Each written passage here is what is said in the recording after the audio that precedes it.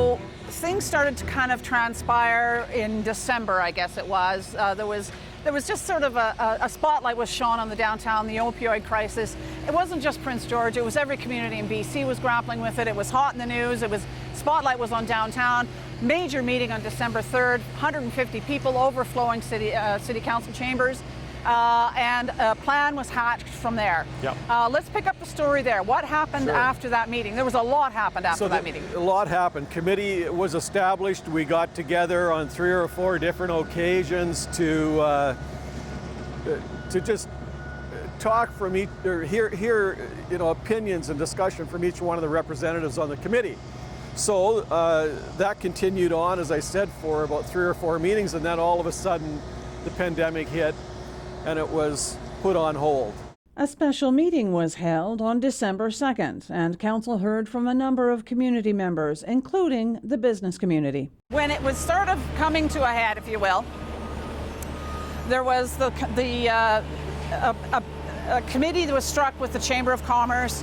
The Downtown Business Group struck its own committee.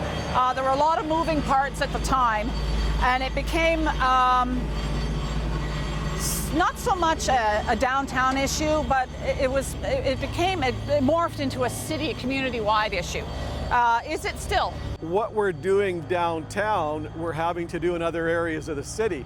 But the downtown situation was the impetus, I believe, to get that committee in place and start doing work on it. So, as we walk through the downtown area here on George Street, you're seeing still construction taking place, private sector development.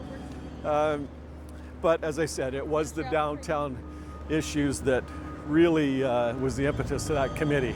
What ensued from that meeting was a list of service enhancements for the downtown during budget discussions, a sign of progress for the city's top cop. In some respect, yes. I would say there was a lot of attention on the issues. So really, money speaks. So it was around budget time. So there were several enhancements that the city had put forward that I think several of them were positive.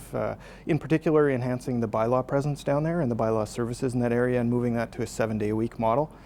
And additionally, the funding of some RCMP patrols for, in particular, the summer months in the downtown and other commercial cores was definitely a step in the right direction.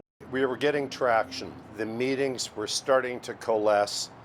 People were starting to talk.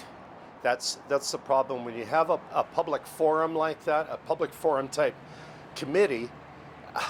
People are hesitant to get out of the shell and put it on the table. Nobody wants to be the naysayer, right?